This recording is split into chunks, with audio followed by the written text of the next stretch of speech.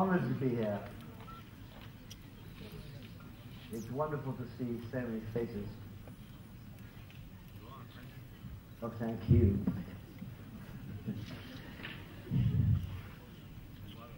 My friends know that it's dangerous to leave me with technology, and I can't even handle two of these at the same time. I will try. Whilst I'm passionate about buildings, and I am going to talk today about buildings and the way that we, and I stress the word we, work on the design of buildings, I'm also passionate about urban regeneration and urban planning.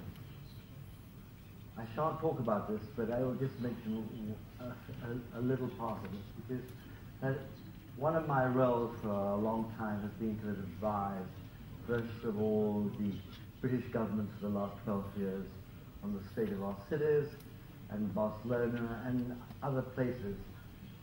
And I think the link between cities, and I'm stressing this because this must be one of the most important and in many ways the most beautiful cities in the world, that this city is quite unique. Just coming from the airport along the water's edge, coming as I did the first time here in 1960, seeing the dynamics. This is the hinge between east and west and north and south. And historically has been the hinge where everybody has passed through and many have stayed. So in that sense, this is a city where things really happen. And you are fortunate to live here. Clearly, like all cities, we need to improve the quality of life within the cities.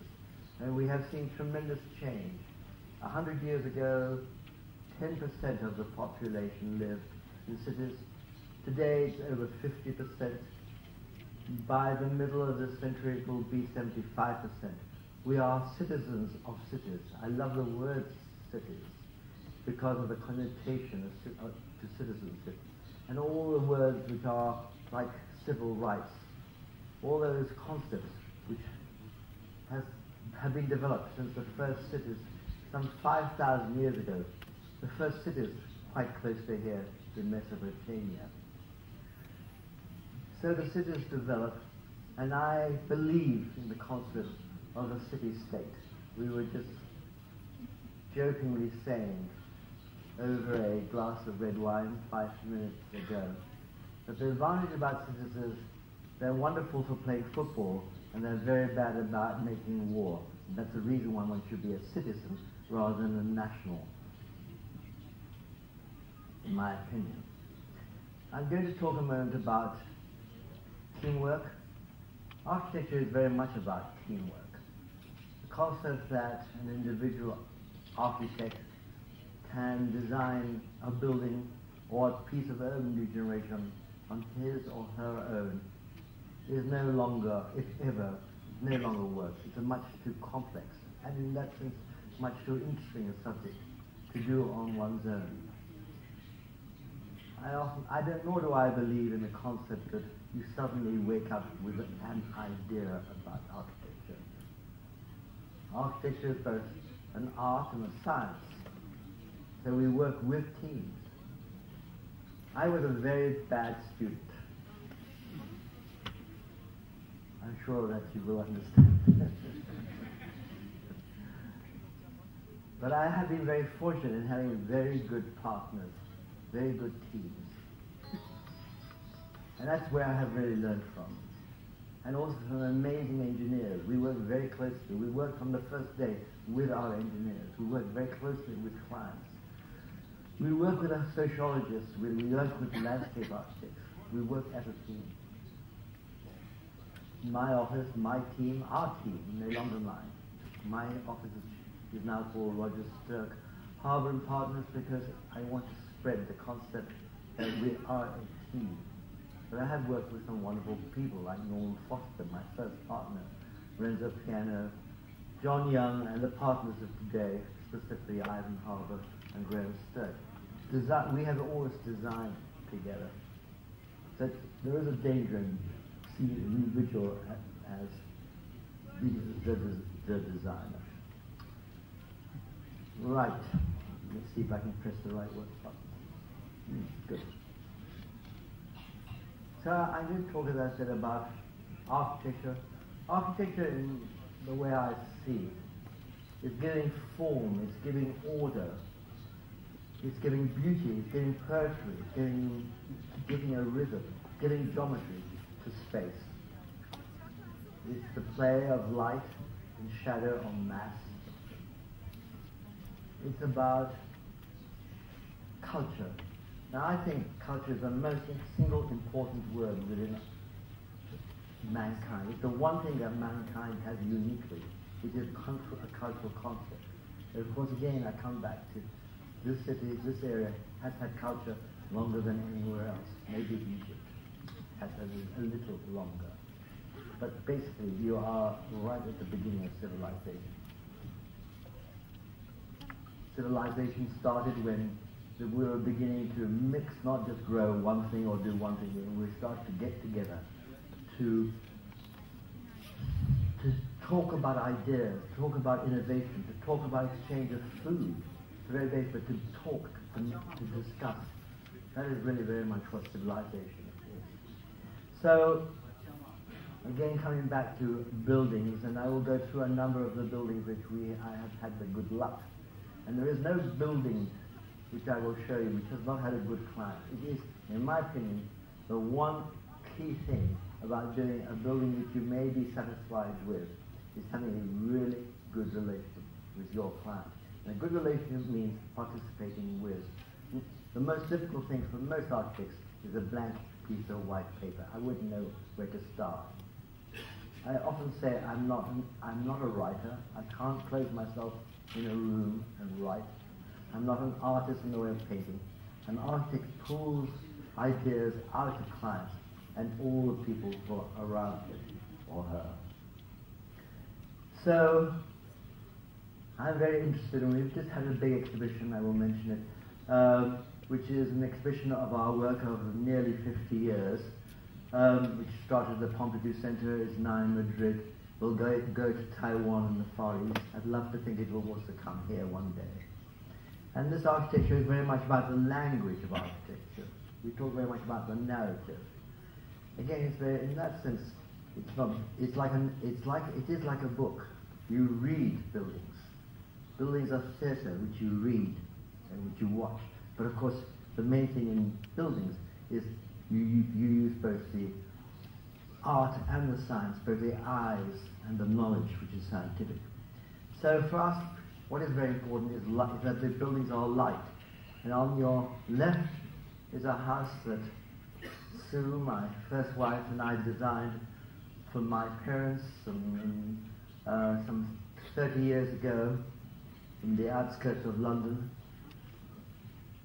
And it has in many ways all the major elements which I will show today. It is transparent, it is full of light, it is a light in structure, it's clearly legible. You can see how the building is put together. Today we no longer can say this is a house and this is a restaurant, because often they're the same thing. I often quote that the image has disappeared, and if you want to see an example of that, for instance, the best club in Rome is in the church, which brings up the question, what is a church and what is a nightclub? In other words, things are changing, they're much more dynamic, they're much more mixed. You know, all houses don't have, as in my part of the world, a red roof which is pitched. So the legibility comes now much more from the process of construction, the understanding of the process of construction, which is why I don't believe architects are purely artists. They are engineers or work with engineers. So that's where legibility and order comes into it. The process of construction, which I have already mentioned, and scale and grain and rhythm. It's imperative. It's like poetry. You try to get a rhythm going through the building, a certain elegance, a certain lightness. It either stretches along the ground, Frankfurt, right, or it stretches up to the space, to the cathedrals, which stretch upwards. Flexibility, everything changes today. Everything changes very quickly, much quicker than it used to. So what is a office building may become tomorrow a university. What is a museum may become a series of loft spaces for artists to live in. So really, these are the changes. The sense of place is another critical. The way we root buildings into place, that is modern artistic in that sense. There's probably more art in that. The relationship to the culture of the area, the morphology of that area, the concept of what is private, what is public, what is a mixture, very important again.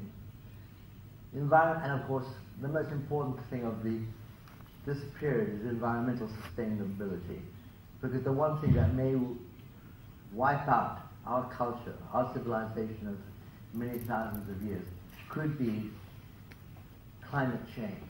So we all have to apply ourselves now to the fact that we're very close to a critical situation, the so-called tipping point, where climate may go out of control, and the globe will go on, the earth will go on, but we may not be here to see it go on. And I think that's a tremendous pity.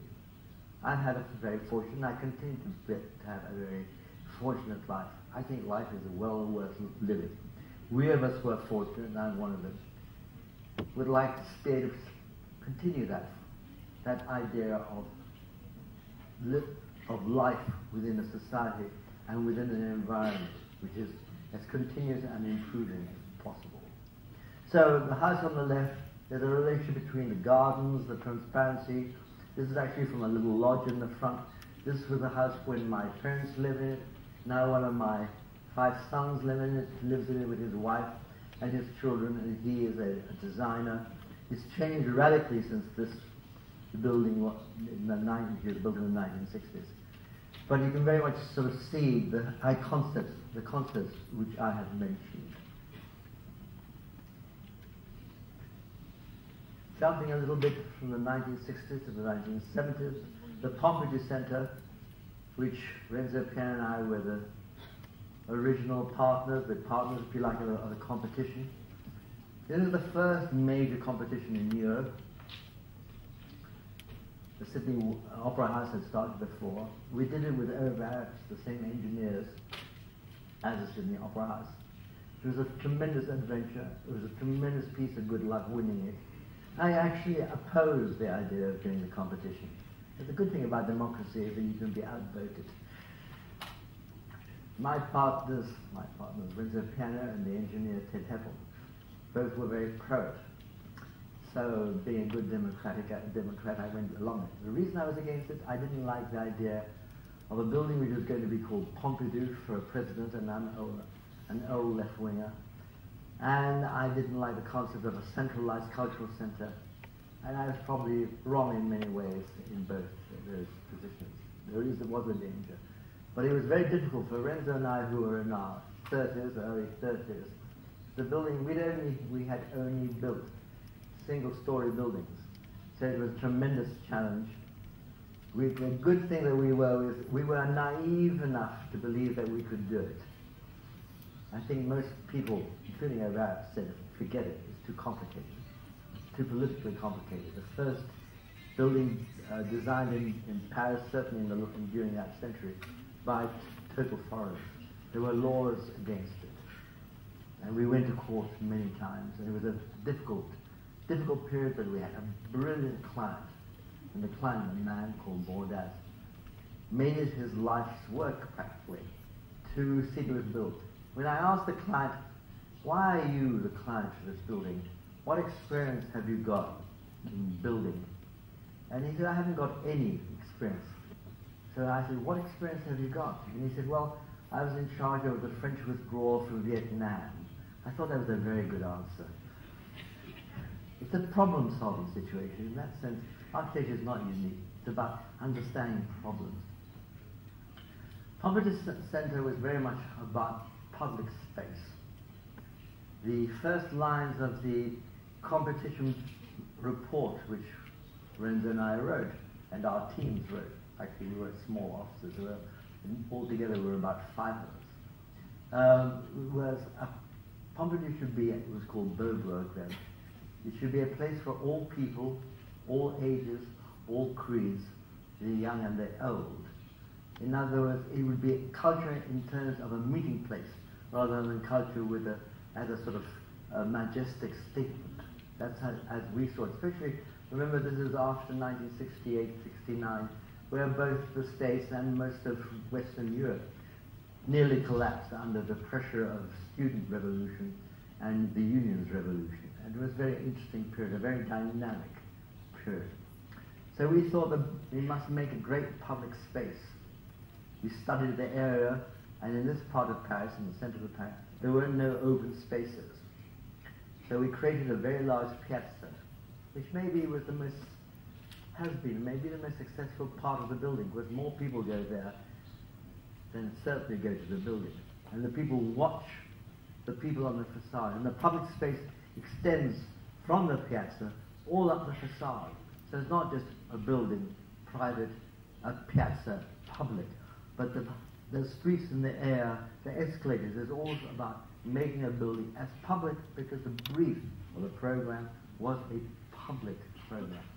It consists mainly of a massive library, the first big public library, the Museum of Modern Art, the Boulez Music Research Center, design, which is part of the architecture, and many other activities. And we wanted them to overlap. We wanted no divisions between them. Actually, we failed, because the department chiefs did not want to mix. We wanted them to mix, but they did not want to mix. There were also things like fire regulations, which made things rather difficult. But the concept was that people would meet here, and there's nothing more exciting than the overlapping of different activities. In other words, not ghettoizing, but not separated, but mixing, as you are here, mixing together, of all ages, of all social levels. And though we were attacked continuously, I remember well, not only did we have many legal difficult situations where we had to go to court, but every single media, every press, every television program, every newspaper, every book hated the building. There was one only person that backed us, which is the New York Times, Ada Louise Huxtable. But everybody hated the building until it was opened, when it suddenly became extremely popular. And it is the most, and has been for a long time, the most visited public building in Europe. The building is very much about flexibility. So we moved all the elements which would stop flexibility.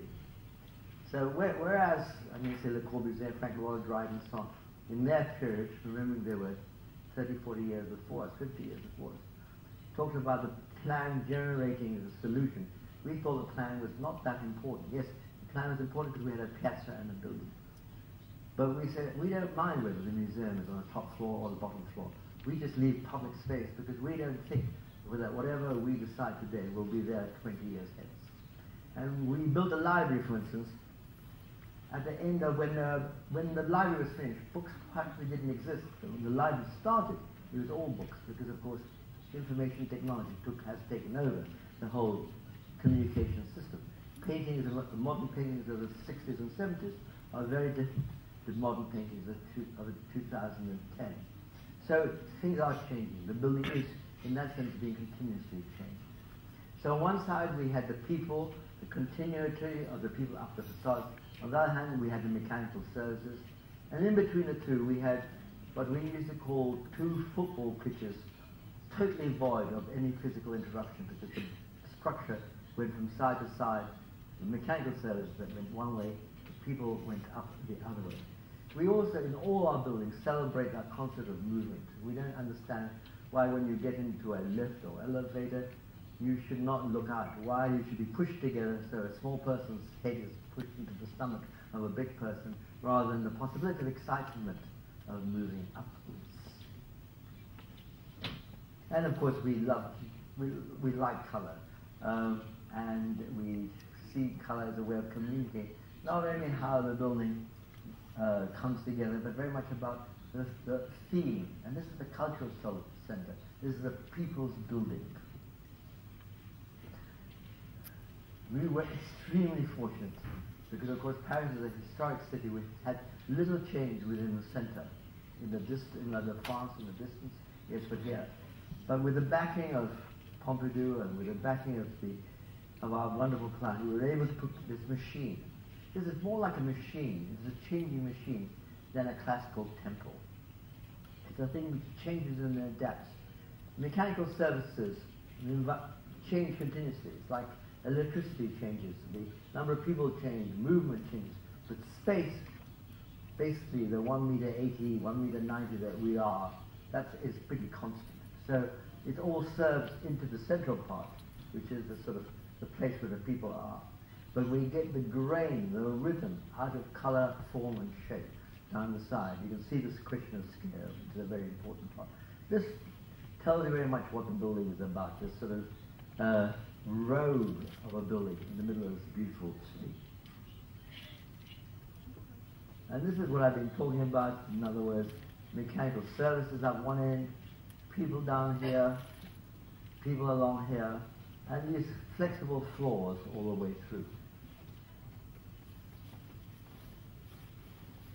I talked about the process of construction, the importance. If the architect loses the concept of being of buildings being about detail, detail is much more important than scale or height. It gives scale or height. In the end, a building may be X meters high or Y meters long, but it's totally different if it is made in brick or stone or glass or pieces. We like very much the buildings are made of pieces, which they are in the end. We like to express those pieces, which gives the scale of the hand, which is still probably the most critical scale we have.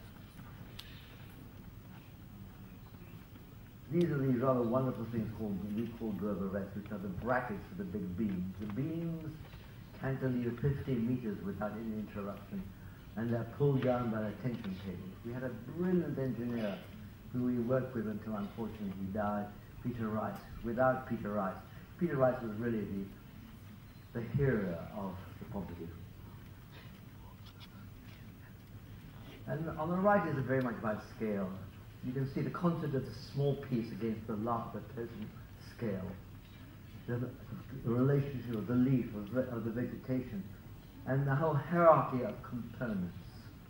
On the left, it's about the most wonderful thing we have, and you have it here in this beautiful city, Istanbul, as you have it in Paris. There is nothing nicer than watching people.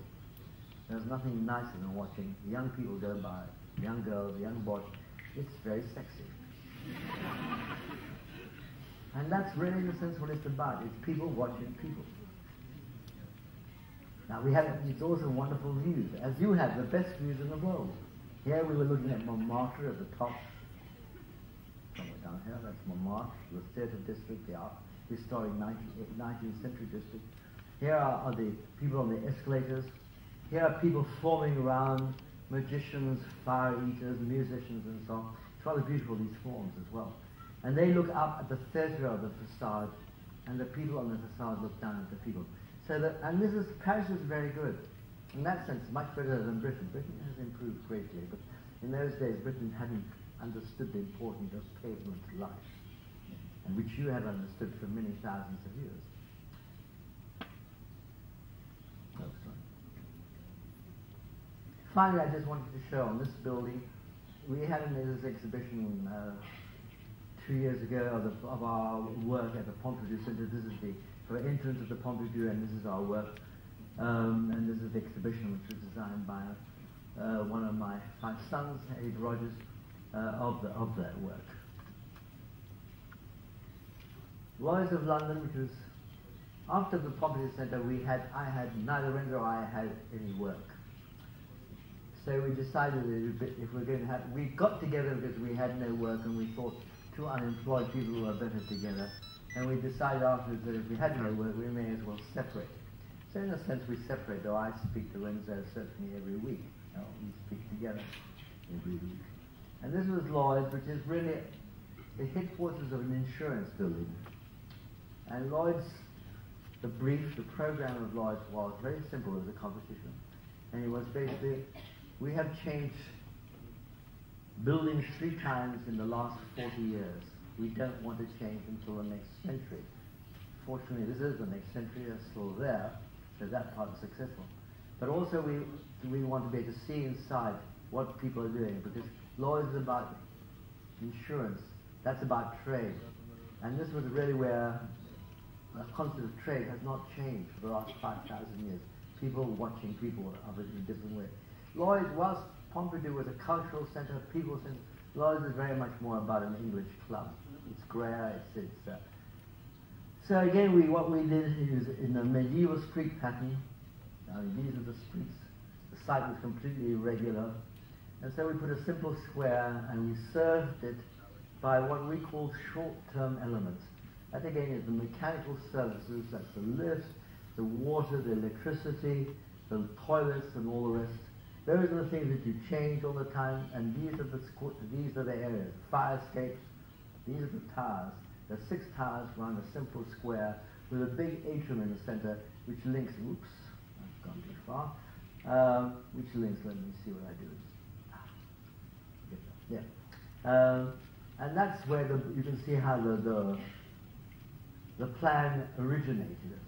Also, we therefore see Lloyd's not like Pompidou as a big facade, but we see it in pieces. So the building was designed to be seen in pieces. So this is one of the narrow streets leading out to Lloyd's, so you could see it. So we studied Lloyd's from in the distance, like Hampstead and Blackfriars, which is many kilometers away. And we studied as you approached it, and that we wanted the building to unwind, we wanted the building to catch the interest of the passer-by. Because you're dealing with two clients, the user of the building and the passer-by. And that's, to me, very important. The concept is that there's a double client. So the building, as you approach, unwinds. And you see the small parts, which are these. And it changes at night time. So there's a night shot and there's a day shot. It's mainly made of stainless steel and translucent glass. And you get glimpses of the building. The interior, this is the big atrium so people can watch people. The escalators which link everything up through the center. And the importance of detail, the importance of expressing the tension bars, the importance of expressing the beams, which give that detail. The glass is primarily translucent glass. It's not actually ordinary glass. It's glass which acts and it reflects as well as absorbs light. It was actually one of the first buildings which got heavily involved in energy. Actually, my parents' house has the first building. My parents' house came out the concept that you really don't need it. You don't hardly need any heating. You insulate the building well. Insulation is one of the 2 elements. One, and maybe the most important part about energy conservation, is insulation. How do you avoid heat or cool going into the house? The second question is, how do you create the energy which is clean energy? So this actually had a triple wall of glass. So you had 3 layers of glass, and the air conditioning and the heating and cooling went through the glass, so you had a living wall.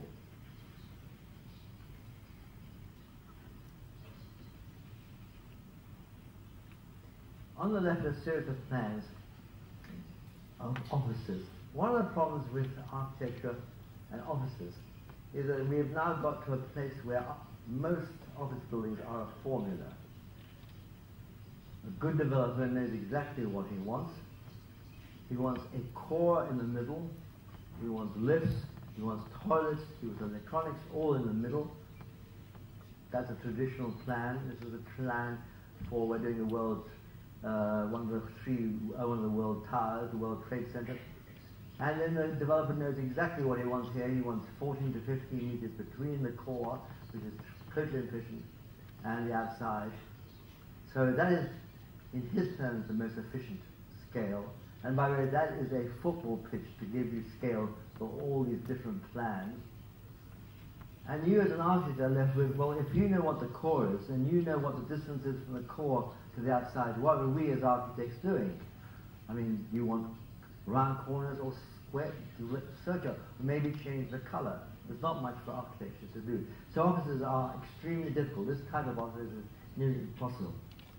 So one of the things that we have developed over the years is to challenge this concept that this is not really efficient.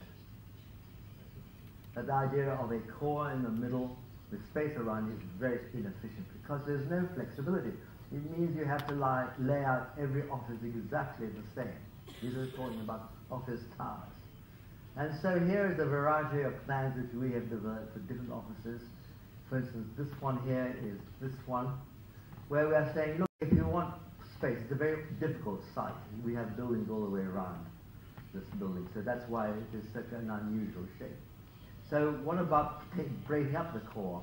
What about changing it? Or maybe, as we're doing in New York, what about keeping the space completely open, a bit like this football pitch, but serving the core, the building, from two sides, giving total flexibility. This is Lloyd's, which you've just seen, which we said, this can be, as I said, Lloyd's could be a university. When insurance is going to be, it will end up by being totally electronic. You don't need a building for insurance. But you do today, but you won't very soon. So this could be changed. So what you do, you don't change this part. You could change the pieces that go around that part. And these are different buildings that show. This I will show you in a moment, which is Leadenhall, where all the core is down one end. So the point is, part of the problems of architecture and part of the enjoyment of architecture is problem solving.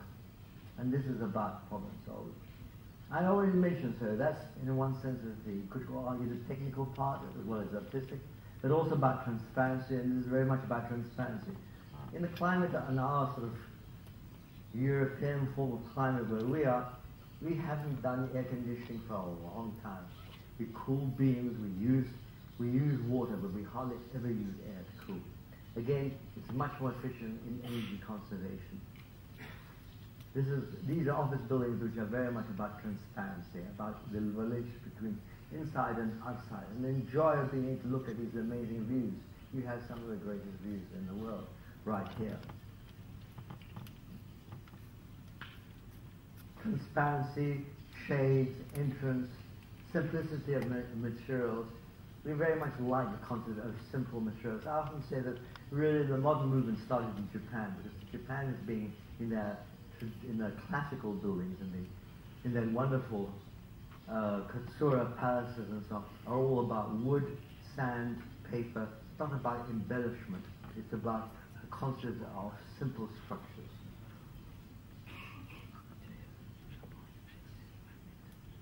A very low-cost building in Taiwan. Offices, actually there's an apartment at the top as well. And again, shows the same concept. It's easily legible. The importance of the structure and of course the mechanical services to the building and color and terraces and so on. But it's still a very low-cost building. A more complex building, competition in San Francisco, which was a competition which is both about design and also about the developer offering money to San Francisco competition, which we didn't win. And we do a lot of competitions we don't win, and the only excuse I can have when people say, how many competitions do you do for everyone you win? 10, 20 competitions, a hell of a lot. The problem about competition is no good being second. And this really is what's interesting about this building is that it's a real mixed-use building. It's a beautiful city, like your own, with wonderful day. And they wanted a building which would also pay for a bus and light railway. So there's a railway station at the top, or buses on the top, railway below, a market below here. And the building is a mixture of retail shops, of university, of hotel, of offices, of housing. So it's a mixture of all the different, and these are the different plans. So these are the plans of this building, all within a simple, a steel framework on the outside, and clips onto that. It's a building which we were very interested in. It was about 75 stories high. They wanted the tallest building on the west coast, and then I think the design was well accepted.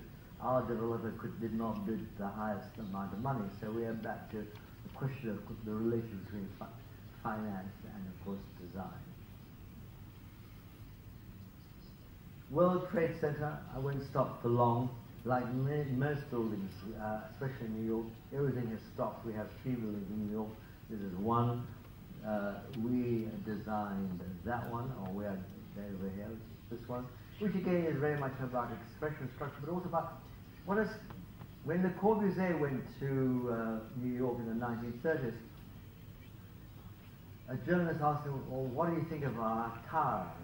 And he asked something which I sympathize with, which he said they're not tall enough, which in a sense is interesting. Well, they're tall, but what I'm saying is the tower is about reaching upwards. And again, like the Gothic cathedral, it's trying to get up.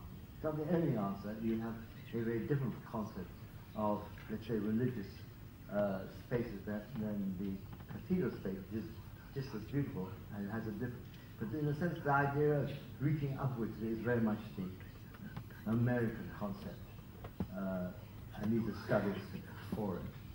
And like most things in America, and especially in New York, they're all stopped. And these are more. This is Canary Wharf. That's London. We're doing a very large building, again for J.P. Morgan, which is this. And we've also planned a very large part of Canary Wharf. The interesting part here is that this was all offices for the last 10 years, and now suddenly we're building a vast amount of housing. Oh, I hope we will be building a large amount of housing, because for places to work well, you want to live and work and leisure to be mixed. You don't want to create ghettos.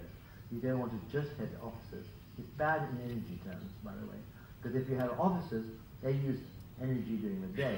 If you have living and hotels, then you use energy during the night. So the fact that you can mix it is very good. The more important still, or as important still, is that life is not related to 8-hour times. It's related to 24 hours. So you want to integrate. You want to stop having ghettos. It's why I believe strongly that cities have to be live, work, leisure. They have to be compact around transportation hubs. You should not be allowed to build shopping centers outside cities, because the city is pulled outwards and you get what the American calls a donut system, where the center of the city dies at the advantage of the exterior. But you want to be able to walk. And if you walk, if you want to cycle, if you want public transport, you need to be compact. So this is very much about being compact. I think this is the last office tower I'm going to show, which is very opposite Lloyd's. There's Lloyd of London, which I talked about. And this is the 50-story tower in the center of London, and it bends backwards because London is very much controlled by views. We're not so much controlled by height, but we are very clearly controlled by views to key buildings. One of the key buildings is St. Paul's, which is the major religious building within London by Wren. And that view has to be protected. Actually, this building here, you can just see a corner of it just along here, just the edge here. So we have to bend out of the way of St. Paul's, which is why it bends outwards. Office building, which basically has its service calls, that's the lifts.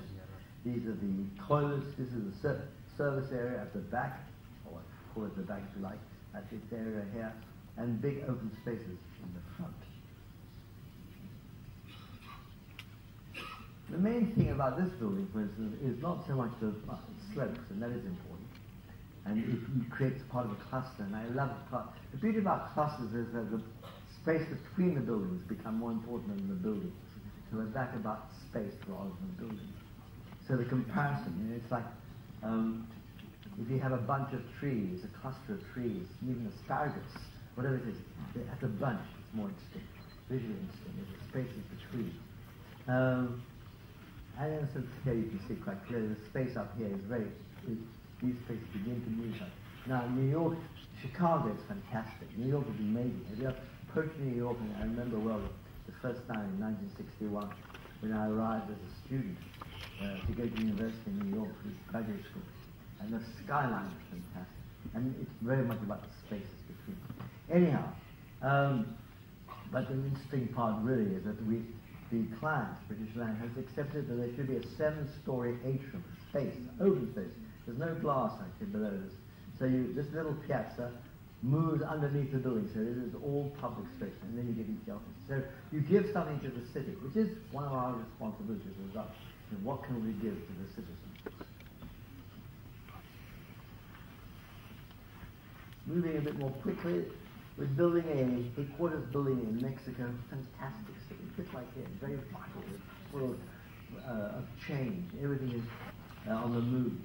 This is at the head of its main República Avenue, and there is already one building, which is over here, and we're doing a building opposite.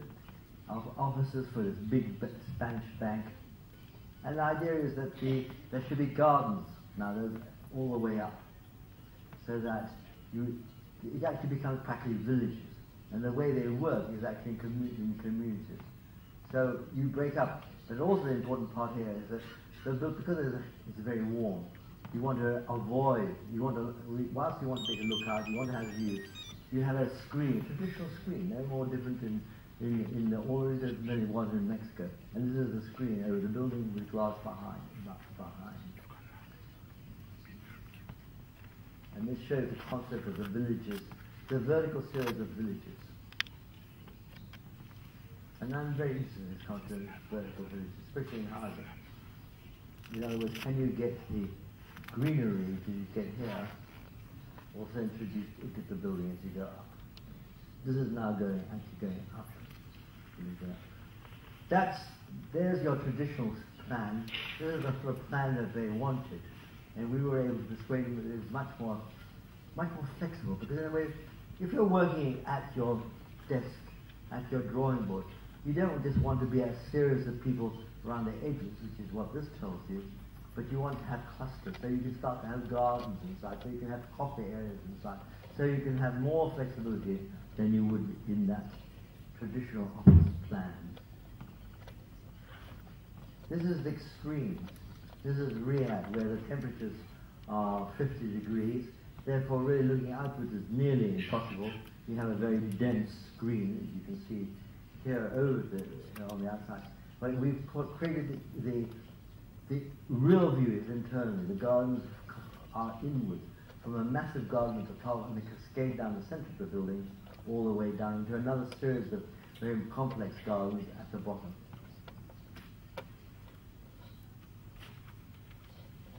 Small, simple offices. The most interesting part here maybe is that here we had a developer, Stuart Lipton, an exceptional developer, who put the gardens in first. He did a landscape before he did the buildings. So when the buildings were planted or placed, they were already in a wonderful environment. And he accepted that there would be no parking in the center, as there usually is, but rather have a park in the center of the space.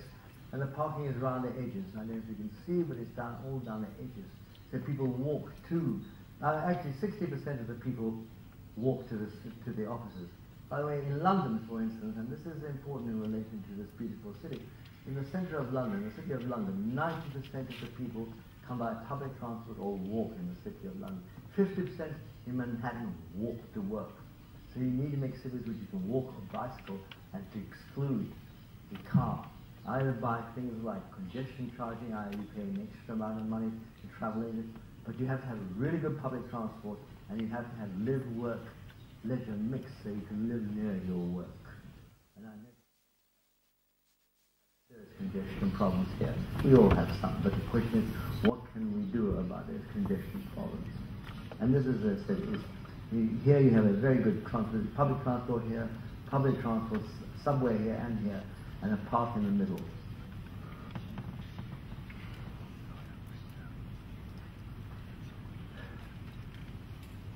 Beautiful city of Bordeaux, where much of the best wine is made.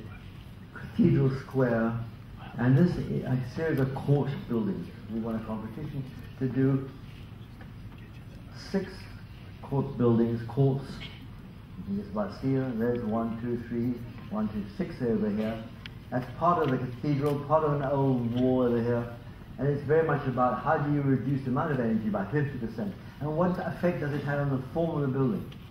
And I suppose I could say, if people say to me, how does your architecture, how does the office of architecture change? I would say that our architecture, because it's become very much more responsive to accepting, for instance, the breeze, the wind, repelling or attracting the sun, where depending on the area, it has broken out of the cube into a more dynamic and more easily a form which fits into the urban texture, into the morphology of the area.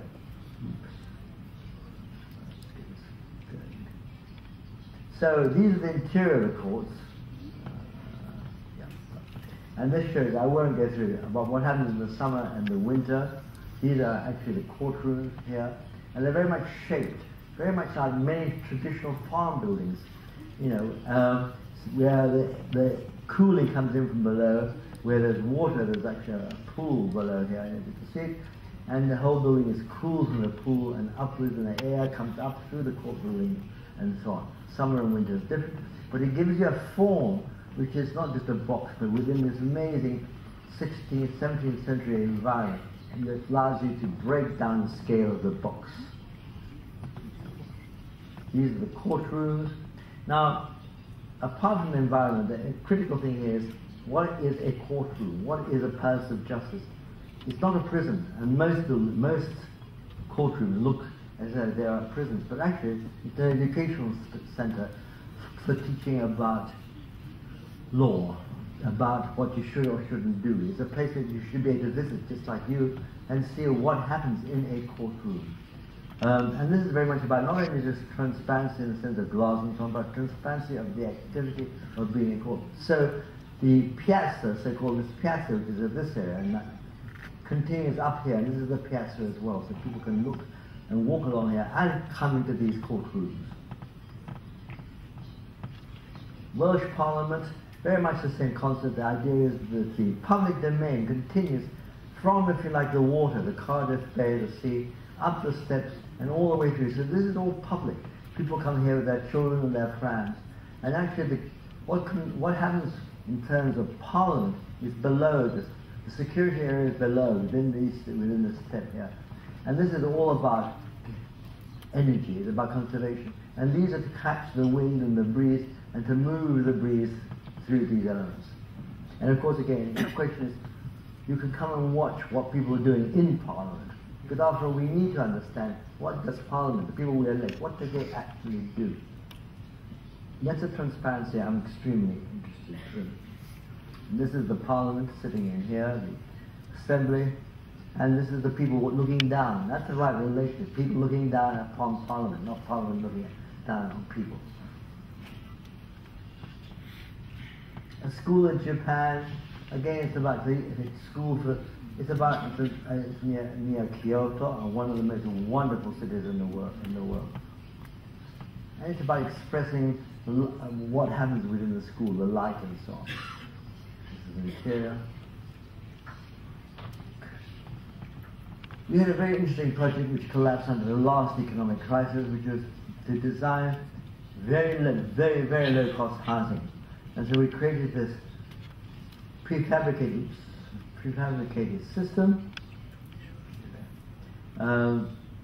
which could come on a truck and unload, and each one of these units, they want this client who is very much interested in, who had a lot to do with boat building, and wanted a simple unit for two people. So this is a simple unit with a bed, a kitchen, and so on, and everything would fold. And this would all arrive on a truck and just be built piece by piece up the core. That's the core over here. So, and this is the building. And by just twisting the buildings around, you've got a building which is not hopefully elegant, which will reflect and change in the changing light. So, at the moment I'm going to show you probably what is, I think, probably the most expensive block of flats. I'm not sure in the world, but nearly. This is probably amongst the cheapest form of housing. This is a very low-cost housing which we've been developing.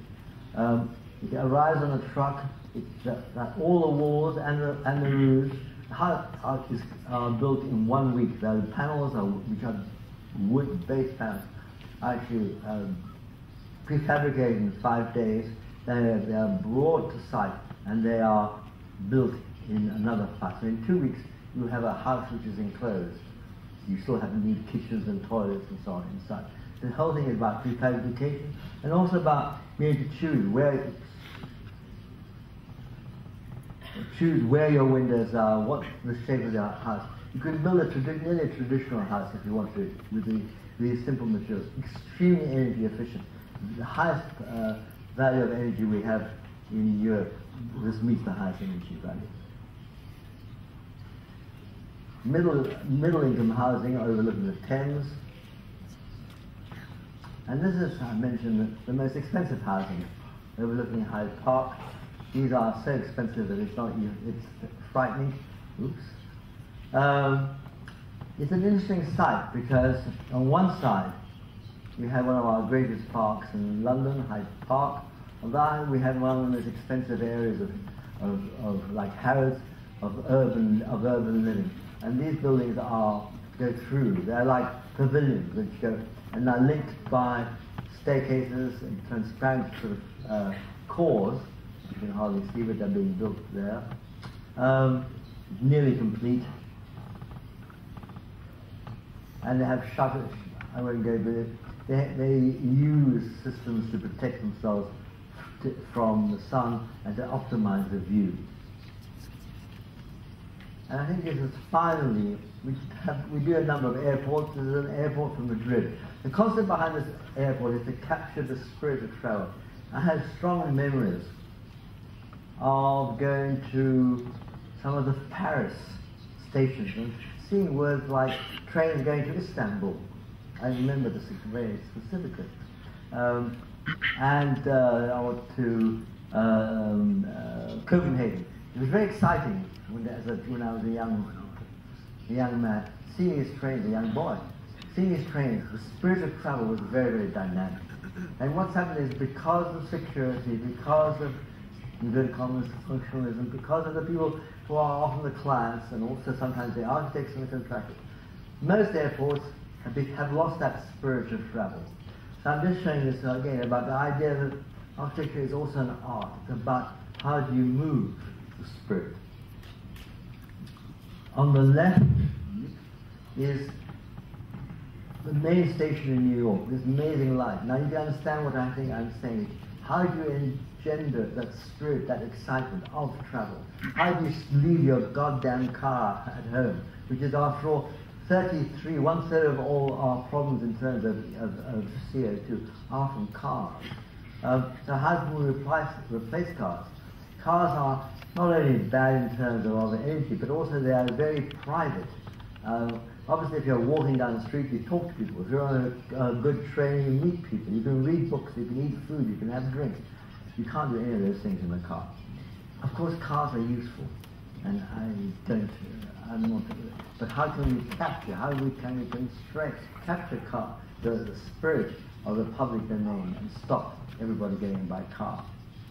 So that's this concept. This is the old, 100 years old, wonderful station of these great windows. This is our own Madrid airport, which is very, very large. It's the biggest infrastructure project I think that has been built in Europe in those years. It's very much about colour as well. I won't go into detail, but this is the prefabricated system, you can see up here. You have these great big cuts, these gorges, so light is always brought to the bottom. Instead of going and getting your baggage or whatever in the middle of black space, you are always daylit. So daylight comes down these are all prefabricated. So it's full of light, it's prefabricated, and we use colour. It's it's a kilometre and a quarter long, this airport, and we wanted to give it an excitement. So rather than saying I'll meet you at gate 70, you can say I'll meet you in the blue area. I'll meet you under a pink column. So again, there's a certain romantic concept about it, and also the idea of the joy of colour. And because it was so long, rather than choose one colour, we decided to use the colours of the rainbow. And that's the interior. You see the colours changing here, but also you see the whole concept of, hopefully, the excitement of travel. And even more, you can see it here, going up the escalators, bringing the light down into the whole of the building. And the idea that an airport isn't just a machine. It's very much, again, about both about the science and the art is very important. The ceiling is a bamboo of wood, so again, it's a very it's a material which is highly sustainable because bamboo grows meters per year. Thank you very much. A quick trip round the work that we have done. Thank you. I'll be happy to have any questions.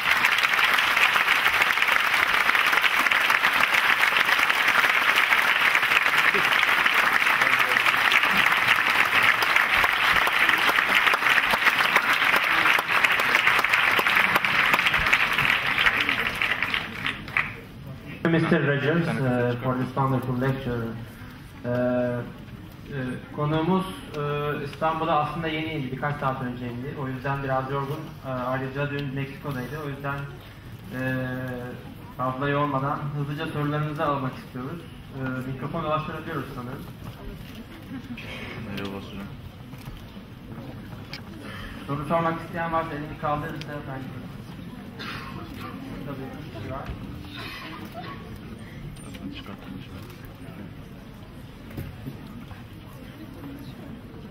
Yukarıdan geliyor mikrofon.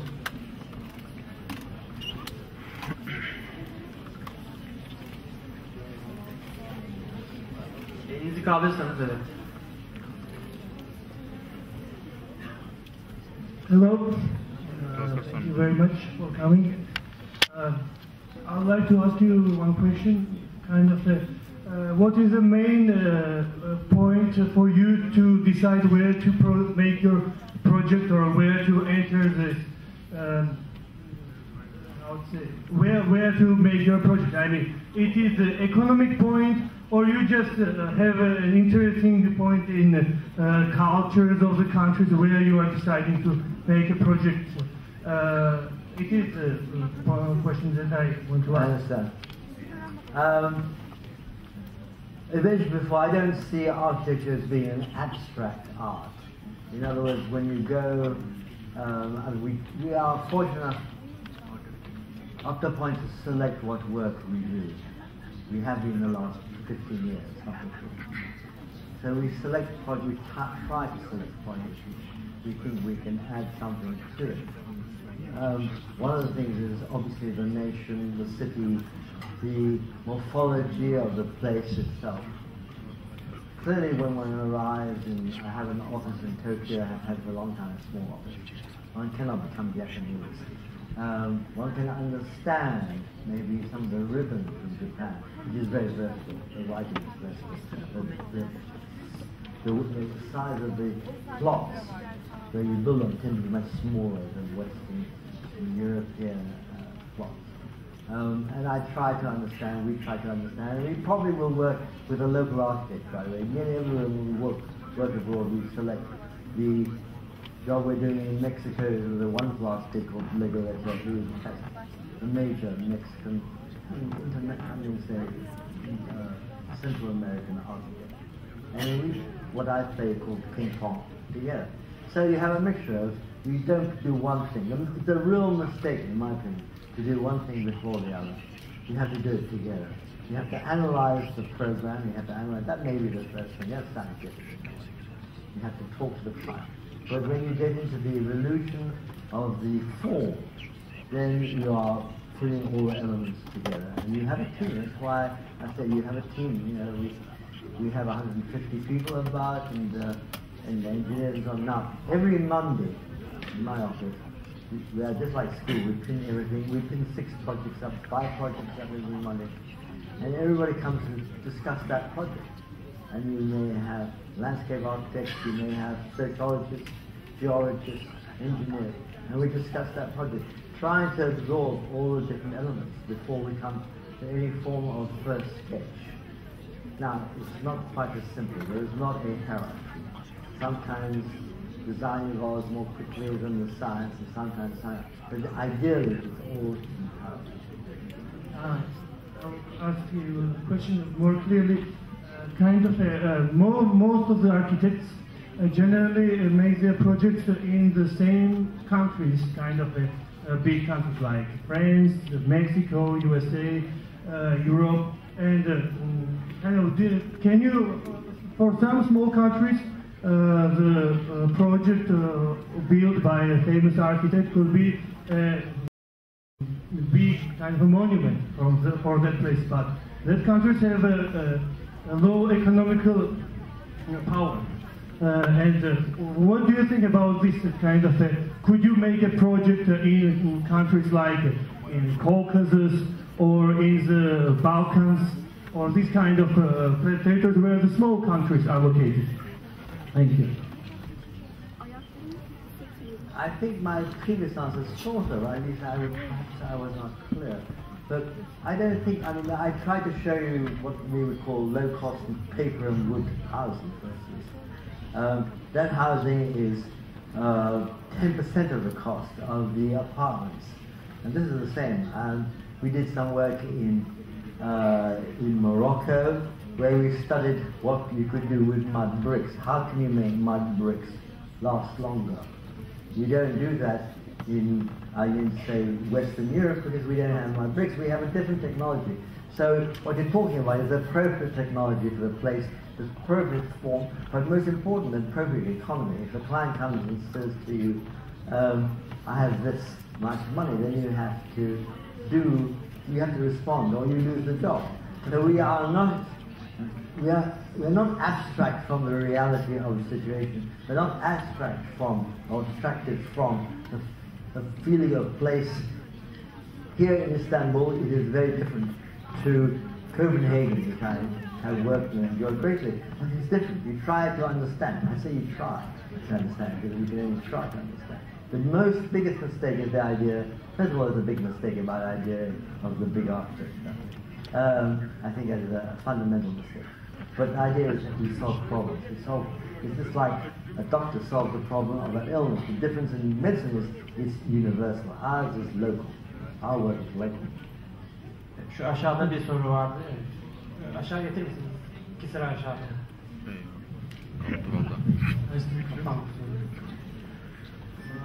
I would like to ask you, how do you see a contemporary architect? As a designer or as an artist? Because you stressed many times art and the solving problems. Because now in the modern times we have a bit much problems than the later years. We have economical situation, we have ecological situation, and globalization, of course. Problems have always existed. Let's start there. They will continue to exist, hopefully, into the future. They just change with time. I do not, as I tried to say, do not see a way in which you can do architecture without doing both together. Science and science, technology, function on one side, or they're integrated, and the art. It's not to do. You can do a very beautiful bicycle shed, if you like, or bus stop. That's very functional, but it can also be very beautiful. Beauty, the use of the imagination. When Einstein was asked, how did you come to the theory of relativity? He used a phrase I often use when I'm talking to, and he said, I got there by the use of the imagination. Now, the theory of relativity is, yes, it is science, but the beauty about the imagination is it cuts, it is very quick, it allows you to jump. It's not all logical, it's not all about 2 plus 2 plus 2 plus 2 makes 10. It's very much more about by changing the problems, by turning the problems. I often say architecture is about facing constraints. That's what really makes architecture work. That's what really makes it interesting, the constraints, not the blank piece of paper.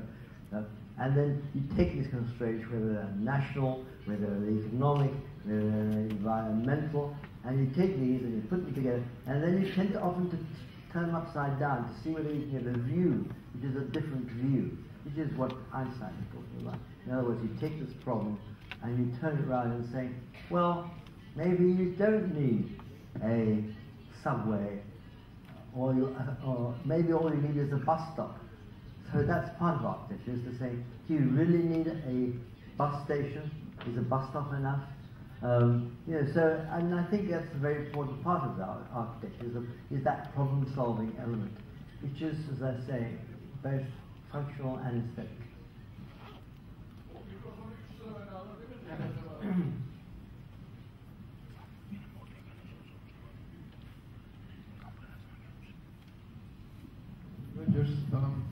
You are here at Istanbul for Urban Age.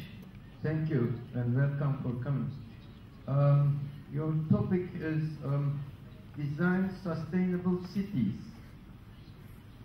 Could it be design for sustainable cities or design cities to make sustainability?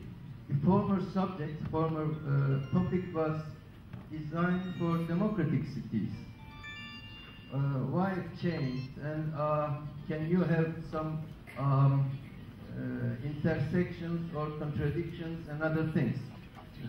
Design for democratic cities, design democratic cities, or design for democratization of cities. Thank you. Concept of I suppose democratic to me means peoples, rather than how you elect. And I suppose, and I think it's a very, I often change my titles. The design for a democratic society obviously needs to be sustainable. And it needs to include sustainable, both in terms of sustainable, it's something which continues. Cities like this have been continuous for 2,500 years. That's a form of sustainability with its failures at times, and successes, and that's one form of sustainability. But also the environmental, which is a new addition to the sustainable question. Is something which we are now facing. Now, not only climate change, but also talking about you can't find fish any longer. I don't know about here, but in most of the rest of the world, fish stocks are now down to half what they used to be. I'm just using that as an example. So it's also about the whole question of sustainable biology. And democracy is a very big word, and we as responsible democratic thinkers need to take all those into account. I'm going to talk at the Urban Age more about cities, and a corner. I have 20 minutes, which hardly does anything, but I will scratch the surface of environmental sustainability, which is a very interesting concept. And in one sense, I suppose, I don't mind. You ask me and I will respond. If you want, and in a sense, I decided to do today, to do about buildings, because I'm doing cities on Friday, if you like. That's how I want to respond to anything. I can't give a priority. They're not one better than the other. They're all extremely important. Şu köşeye iletebilir misiniz mikrofonu? Orada bir soru var. En köşede.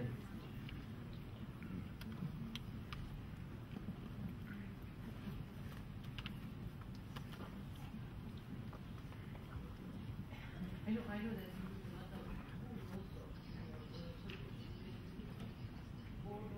Yes.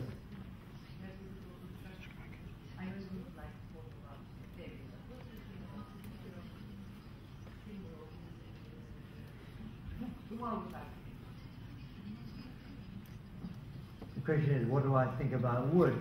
Well, wood is one of the great materials. So is steel, so is concrete, so is stone.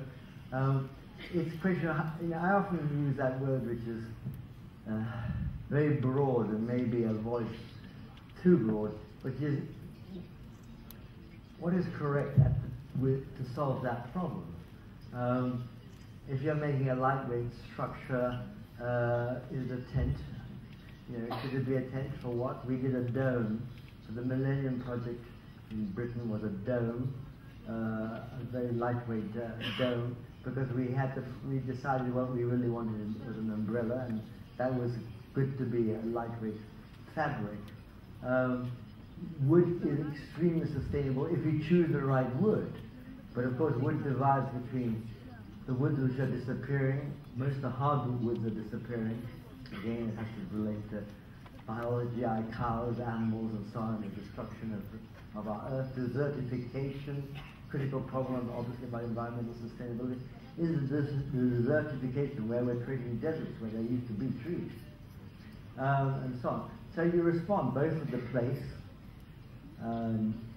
There's a tremendous history of the use of wood, for instance, in our northern European countries. Therefore, there's a lot more logic in using it there. Not a lot of logic in using it in Britain. We've destroyed all our wood. We destroyed wood in the Industrial Revolution 200 years ago. You can import wood, and that's a perfectly okay thing, but then you have to use it in, I mean, all the wood that I was talking about when I was talking about the low-cost housing is recycled wood. It's basically paper, it's the elements, I call it wood. So, again, it's about appropriateness. I mean, wood's a wonderful material. It's a tremendous material. It's very warm to the touch and the feel and the look. And it can be used sustainably. It can also be used appallingly badly as you can anything else. So it's appropriate. What is appropriate? Evet, mikrofon tutan I have just two questions. Take care. You're too close. Two little questions.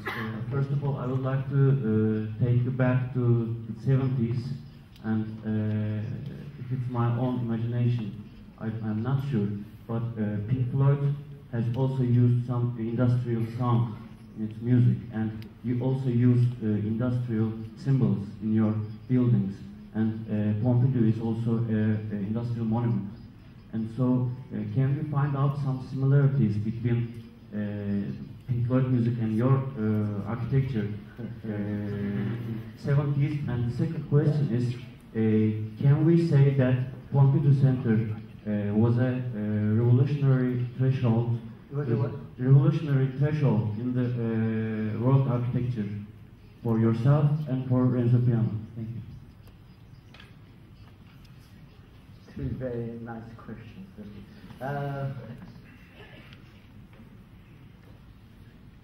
In terms of, I mean, we are very much a product of our age.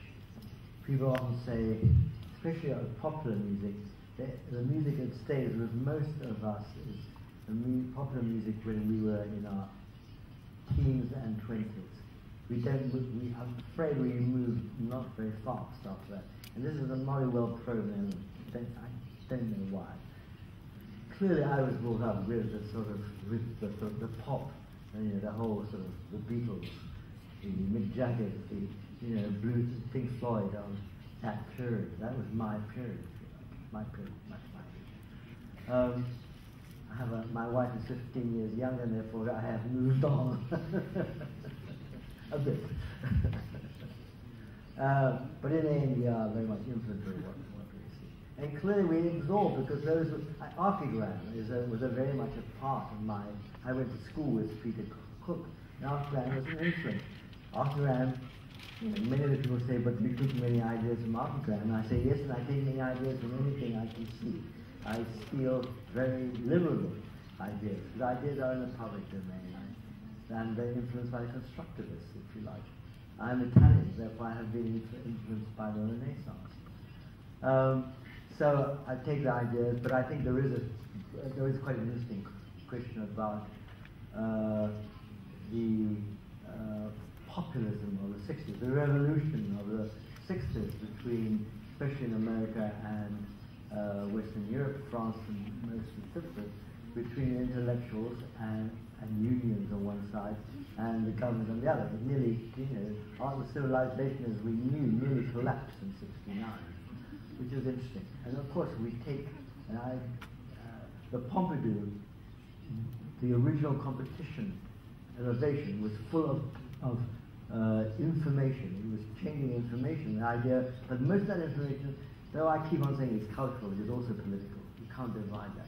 So yes, going on from one moment on the question of music, George Benjamin, who was an extremely good composer, young, not so young, but was young when we were building, has made quite a lot of music out of the whole concept of the Pompidou Center. And that's morally logical. And you could say the same thing about Brunellesque, or you can make comparisons about the music, the poetry, and the arts of that time. And there is a relationship. No question there is a relationship in that time. You can't be separate. I'm always saying we're all modern in our time. We're all contemporary. The idea that you can only live in the past or the future doesn't exist. We build today. We build today. We measure what we build today against the past, anyway, and we try to imagine the future. But the present is where we live, the present being. In that way. So music is important, poetry is important. The second question, what was the second question? Was the Pompidou Center a revolutionary threshold for you, for Renzo Piano, and for the work happening? Yeah, people keep on saying to me, you're a high tech, and I said, I never said I was high tech. People say I may be a high tech. I don't like the word high tech. It's too narrow for me. I mean, the revolution in the sense that we were young guys who were very naive and thought probably that everything was possible, and our team was even more encouraging in a way. And we had some quite strong ideas. We believe, as I believe today, that architecture can help to change society for the better. You just have to look around. I mean, your wonderful mosques, your wonderful, there are a lot of good buildings here which improve, and we have no doubt that if you're fortunate to be born in a beautiful place, you have a much better chance of a good quality of life than if you're born in a slum. I'm just using a slum will brutalize you. If you're born in, now that's not about cost. I'm talking about quality of life. So I believe very strongly there's a strong link between the social inclusion, the social, the society, and the physical environment. So if you, as I said, are born in those horrific buildings and spaces which all our cities have, your life is more difficult. Therefore, we can assume that your life will be better. If you can get to a public space, I often say, public space should be a human right, it's a civic right to have public space. Everybody should be able to see a tree from their window. Everybody should be able to sit on a bench within a few meters of their house. Everybody should be able to take their children to a little park within 100 meters. Public space is a right like clean water. Now, that's all about improving the quality of life. So I believe that not so much the fact that we created any form of monument, we were fortunate to be in a certain amount of time, and we used some of our beliefs and captured them in that building. Some still hate the building, so that's another discussion. Burada bir soru vardı. Yaşar.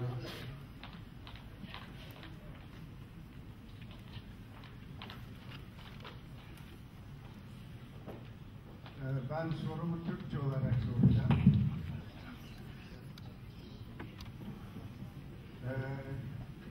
40 senedir yaptığınız binalar, çok binalar yaptınız. Bunların birçoğunda çelik strüktür kullandınız. Bir sorun yaşadınız mı? Mesela Pompidou Center yaptığınız binalardan biri ve ben de çok beğeniyorum. Her parça gittiğimde bu binanıza giderim, oradaki hayatı yaşamak isterim. Bir sorun çıktı mı çelik strüktür olmaktan dolayı? Yani korozyondan dolayı vesaire.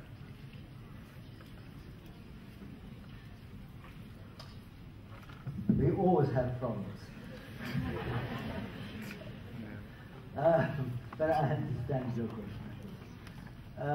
Yes, we had tremendous problems in Pompidou. First of all, the whole problem of fire is a major problem with steel. It's getting better because we're now getting coatings we can put on steel. We are now calculating what fire is differently to what we were calculating 40 years ago.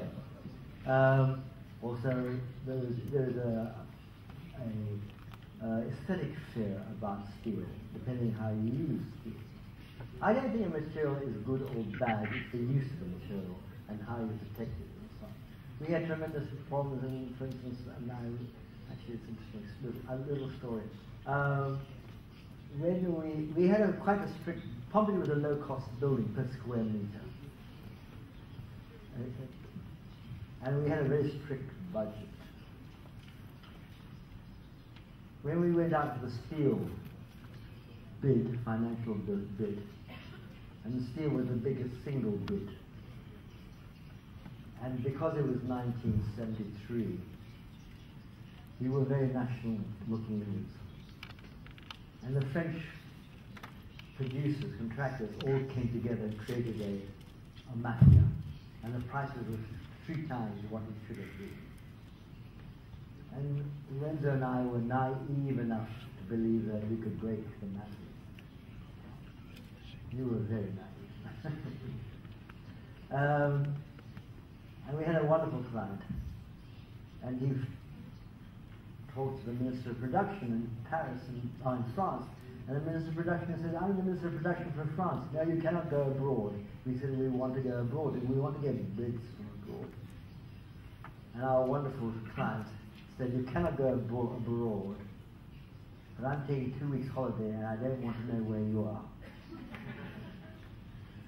And so, Arabs, our engineers, Peter Rice, Renzo and I, went everywhere to try and find the right cost of the steel. And we went to British Steel and Italian Steel and American, and they all said we would never bid against a national made engineering. It's not right.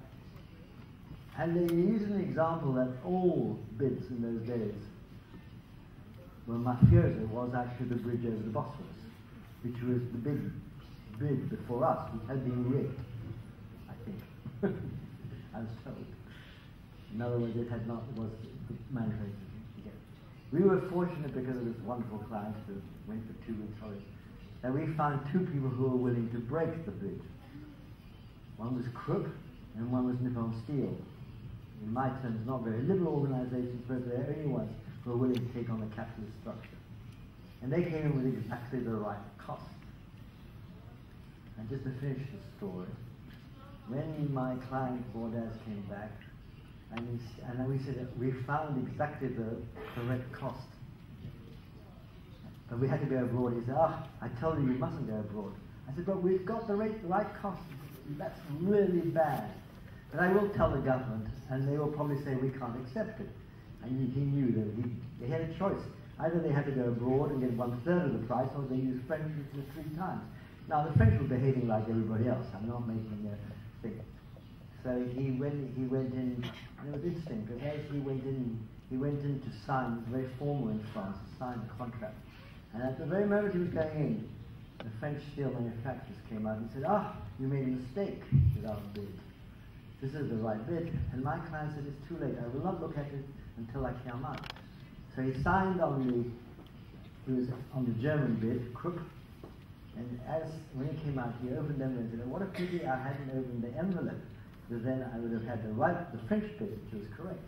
The point I'm saying really is, it's all about manipulation, about strategy, about having the right client. It's about, we were fortunate, we were naive enough to think that the impossible was possible, and that goes for any material and any problem.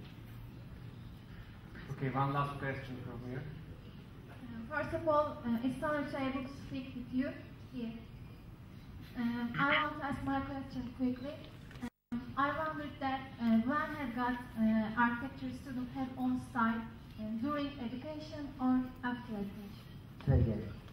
When have got an architecture student has on site? All styles. On site. Style. Yes. I think you keep on trying, don't you? I mean,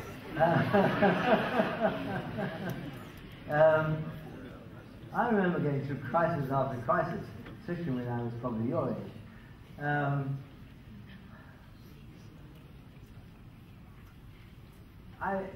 We react to. I was fortunate. My mother was a potter. My mother wasn't frightened of. Remember, we have to go back now to 1950, and I always said that the British suffered greatly from the shock of the knee. It's an interesting phrase. I quite like the shock of the new. But of course, the new has always been shocking. And I haven't time, but I'll tell you about Ren, who we always think is the great classical architect, who suffered greatly because he was too new for the 17th century.